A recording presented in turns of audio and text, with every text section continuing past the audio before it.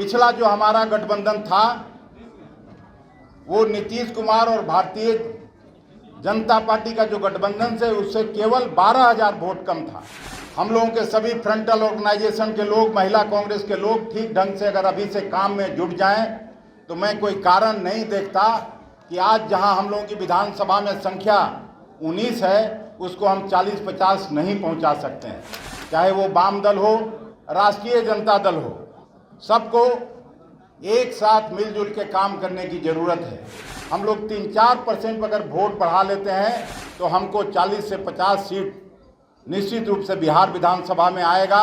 बिहार कांग्रेस के नए प्रभारी कृष्णा अल्लावरू आज पटना पहुंचे। भव्य स्वागत किया गया और जो उन्होंने जोशीला भाषण दिया कांग्रेस के नेताओं को, उससे नेताओं का जोश पूरा हाई हो गया है और अब कांग्रेस ने अपना लक्ष्य बढ़ा दिया है। अब क्या बिहार में फिर से सीटों के लिए मारामारी होगी कांग्रेस और आरजेडी के बीच, ये सवाल भी खड़ा होने लगा है। नमस्कार, दर्श न्यूज में आपका स्वागत है। मैं हूं अनुराग। कृष्णा अल्लावरू आज बिहार कांग्रेस प्रभारी बनने के बाद पहली बार आए पटना और पटना में आते ही उन्होंने रंग जमा दिया। जिस अंदाज में उन्होंने भाषण दिया सबको भा गया और कांग्रेस नेताओं का जोश भी हाई हो गया। अब कांग्रेस नेता जो है बिहार में जो चुनाव होने वाले हैं 2025 का जो चुनाव है विधानसभा चुनाव, उसको लेकर उनका जोश हाई हो गया है। ऐसे ही पहले से बिहार में कांग्रेस और आरजेडी के बीच अगर यूँ कहा जाए अंदर खाने में सीटों की जंग चल रही है। कांग्रेस चाहती है कि पिछली बार की तरह 70 सीटें उसे दी जाए, लेकिन आरजेडी किसी भी कीमत पर नहीं चाहती है कि कांग्रेस को उतनी सीटें दी जाएं, यानी 70 सीटें पिछली बार की तरह, पिछले विधानसभा चुनाव की तरह दी जाए। सीटों को लेकर किचकिच मचा हुआ है। बंटवारे में बड़ी ही दिक्कत आने वाली है, ये बात मानी जा रही है, क्योंकि जिस तरह से कांग्रेस का परफॉर्मेंस रहा था 2020 के विधानसभा चुनाव में, कांग्रेस को 70 सीटें तो दी गई लेकिन कांग्रेस जीत पाई महज 19 सीट। और कहीं ना कहीं तेजस्वी यादव की ताजपोशी में सबसे बड़ा कारण कांग्रेस का ही परफॉर्मेंस रहा। कांग्रेस का जो खराब परफॉर्मेंस था उसको जिम्मेवार माना गया कि कांग्रेस अगर 70 सीटों में बेहतर प्रदर्शन करती तो शायद ये स्थिति नहीं होती, क्योंकि महागठबंधन काफ़ी करीब पहुंच गया था सरकार बनाने के, लेकिन तेजस्वी यादव की ताजपोशी नहीं हो पाई।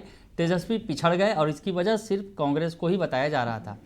तो ऐसे में इस बार 2025 के चुनाव में आरजेडी ऐसा कोई भी रिस्क नहीं लेना चाहती है कांग्रेस को लेकर कि उन्हें ज़्यादा सीटें दें और सीटें लूज करें।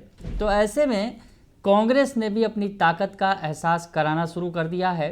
कांग्रेस के जो प्रदेश अध्यक्ष हैं अखिलेश प्रसाद सिंह, वो बार बार ऐसे बता रहे हैं कि वो 70 से तो कम पर मानेंगे नहीं, और जिस तरह से पिछले लोकसभा चुनाव में प्रदर्शन किया तो उसे लेकर भी वो हवाला दे रहे हैं कि हमारी जो ताकत है वो लोकसभा चुनाव में बढ़ी है। लोकसभा चुनाव में बढ़िया प्रदर्शन किया कांग्रेस ने, और जो कांग्रेस ने जो प्रदर्शन किया उस आधार पर कांग्रेस अपना दावा मजबूत कर रही है कि हमें 70 से कम सीटें किसी कीमत पर मंजूर नहीं है। आज जब कृष्णा अल्लावरू पहुंचे थे, कांग्रेस के तमाम बड़े दिग्गज नेता जो है वो मौजूद थे, और कृष्णा अल्लावरू जो बिहार कांग्रेस प्रभारी हैं उनके सामने दावा भी कर दिया बिहार प्रदेश कांग्रेस के अध्यक्ष डॉक्टर अखिलेश प्रसाद सिंह ने, और साफ साफ कह दिया कि हम 50 से 60 सीटें इस बार 40 से 50 सीटों पर जीत दर्ज करेंगे।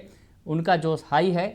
तो ऐसे में सबसे पहले तो उन्होंने कृष्णा अल्लावरू का स्वागत किया बिल्कुल अलग अंदाज में, और उसके बाद सीटों की बात कही और कहा कि महज 12,000 वोट से हम पिछड़ गए थे बिहार में, इस बार 12,000 वोट का अंतर नहीं रहेगा और कांग्रेस भी 40 से 50 सीटें जीतेगी, ये उन्होंने दावा कर दिया। तो ऐसे में क्या कुछ कहा अखिलेश प्रसाद सिंह ने मंच से कृष्णा अल्लावरू के सामने, जो बिहार कांग्रेस के प्रभारी बनाए गए हैं, और जिस तरह से उन्होंने मंत्र दिया कांग्रेसियों को, उसके बाद जोश हाई है। तो क्या कुछ कहा अखिलेश प्रसाद सिंह ने, आपको वो बयान सुनवा देते हैं, सुन लीजिए आप। तब त्याग बलिदान की धरती रही है, इसके साथ यह परिवर्तनकारियों की भी धरती रही है। अल्लावरू जी, युवा कांग्रेस के कार्यक्रम के दौरान हम सबों से मुलाकात इनकी होती रही है।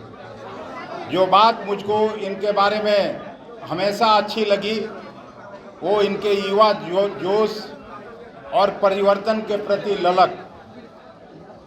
अल्लावरू जी, उन छोटी मुलाकातों में भी जो बातें मुझको प्रभावित की है, इनका आउट ऑफ बॉक्स थिंकर होना और बदलाव का विजन मैंने गहराई से इसको महसूस किया है।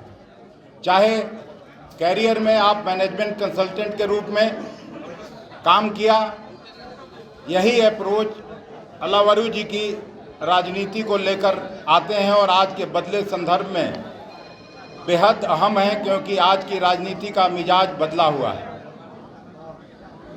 पहले हम सभी मित्रों को लगता था यहाँ आने से पहले या जिनसे ये कभी मिले नहीं कि शायद हिंदी में कृष्णा जी को बोलने में दिक्कत होगी, और बिहार के लोग हिंदी बोलते हैं।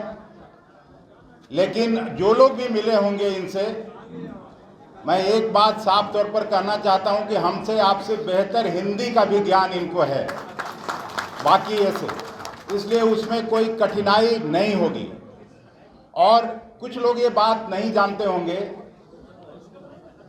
पिछले विधानसभा के चुनाव के पहले जिस समय आदरणीय मदन मोहन झा जी अध्यक्ष बने थे, हम कैंपेन कमेटी के यहाँ चेयरमैन बने थे।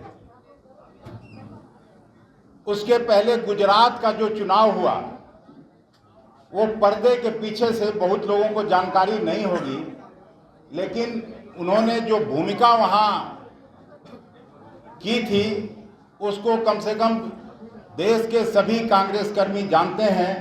और 80 पार पहली बार मोदी जी को नाको चना चबाना पड़ा था, किसी तरह से जोड़ तोड़ करके सरकार बनाई थी, और उसमें इनका व्यक्तित्व निश्चित रूप से और इनके काम सराहनीय रहा।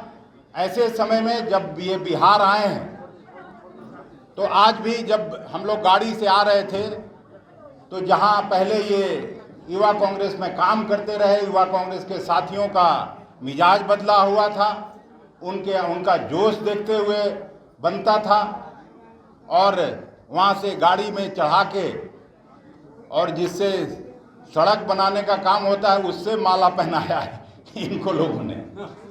तो ये जोश और प्रदेश कांग्रेस कमेटी के बड़े नेताओं के अनुभव और दक्षता सबको साथ लेकर हम लोग चलेंगे। और ये जरूर हम आपके इस स्वागत भाषण में आपको आश्वस्त करना चाहते हैं कि बिहार में कांग्रेस कर्मी अभी भी कोई ऐसा गांव और टोला नहीं है जहां कांग्रेस का परिवार नहीं रहता है। चाहे वो अगड़ी बिरादरी का गांव हो, पिछड़ी बिरादरी का गांव हो, दलित बिरादरी का गांव हो या अल्पसंख्यक बिरादरी का गांव हो, केवल और केवल हम लोगों को जो आपसी एकता है, जो कहीं कहीं जिले में कटुता बनी रहती है, उसको दूर करने हम लोगों की प्राथमिकता होनी चाहिए। दो आपके नए सहयोगी पहले से यहाँ काम कर रहे हैं और इन लोगों ने अच्छा काम किया। कम से कम बिहार भर के जिलों में जहाँ इनको ड्यूटी है वहाँ ये जाते रहें। और मुझे लगता है आपसे जो संक्षिप्त वार्ता मुझे दिल्ली में हुई है, आप भी बिहार के जिलों में भ्रमण करना चाहते हैं, अपने नेताओं, कार्यकर्ताओं और साथी सहयोगियों से न केवल आप जान पहचान करना चाहते हैं, बल्कि सबको मिलजुल कर और आने वाला जो 6-8 महीने के बाद बिहार प्रदेश में चुनाव है, उस जंग को हम लोगों को किसी भी तरह से जीतना है। और ये जंग जिस तरह से अखबारों में छपता है उतना मुश्किल नहीं है। मैं भी ये बात अच्छी तरह से जानता हूँ। पिछला जो हमारा गठबंधन था वो नीतीश कुमार और भारतीय जनता पार्टी का जो गठबंधन से उससे केवल 12,000 वोट कम था, और केवल हम लोगों के सभी फ्रंटल ऑर्गेनाइजेशन के लोग, महिला कांग्रेस के लोग ठीक ढंग से अगर अभी से काम में जुट जाएं तो मैं कोई कारण नहीं देखता कि आज जहां हम लोगों की विधानसभा में संख्या 19 है उसको हम 40-50 नहीं पहुंचा सकते हैं।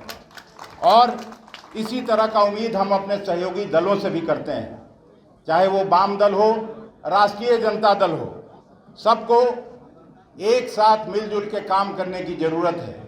आगे का जो कार्यक्रम है कृष्णा जी, उसमें एक ऐसी रूपरेखा बननी चाहिए कि जिसमें सब लोग एक साथ दिखे और लोकसभा के चुनाव में हम लोगों ने बेहतर प्रदर्शन किया, मैं ये नहीं कह रहा, और बेहतर हो सकता था, लेकिन हम 2% से ज़्यादा वोट की बढ़ोतरी हुई है। 10 लाख से ज़्यादा वोट 2019 के मुकाबले में हमारा वोट बढ़ा है।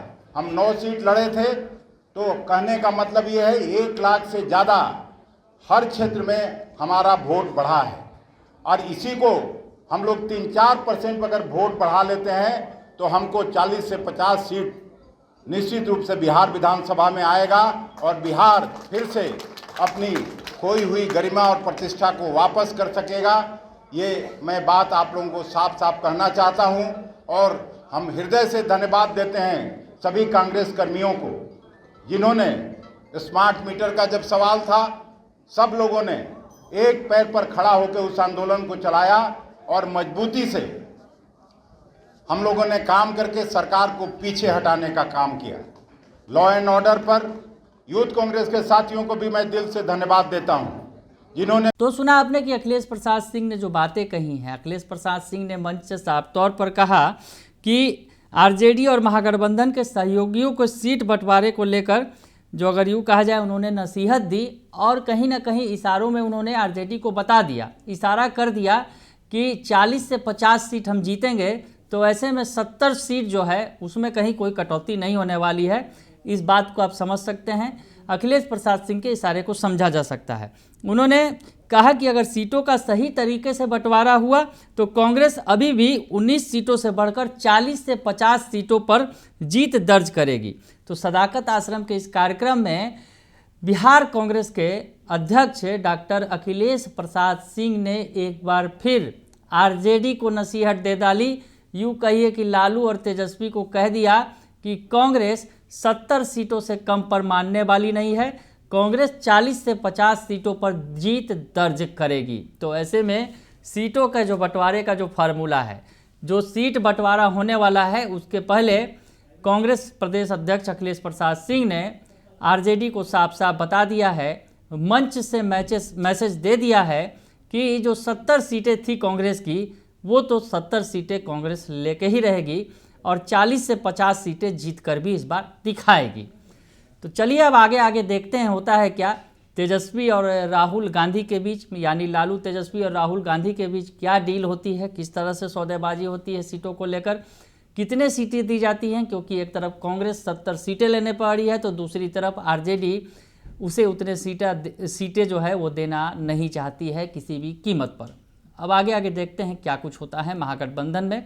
हालांकि अब कांग्रेस में, बिहार कांग्रेस में नई जान फूंकने की कोशिश जरूर की जा रही है। युवा नेता कृष्णा अलावरू को बिहार भेजा गया है और उसके बाद अब जो है चुनाव की तैयारी तेज भी हो गई है। 2025 का जो चुनाव है विधानसभा चुनाव, उस मद्देनज़र कांग्रेस अब खुद को मजबूत करने में जुट गई है और 2024 के लोकसभा चुनाव की जीत का हवाला भी दे रही है। बने रहिए दर्श न्यूज के साथ, तमाम खबरों से आपको अपडेट रखेंगे। फिलहाल के लिए इतना ही, धन्यवाद।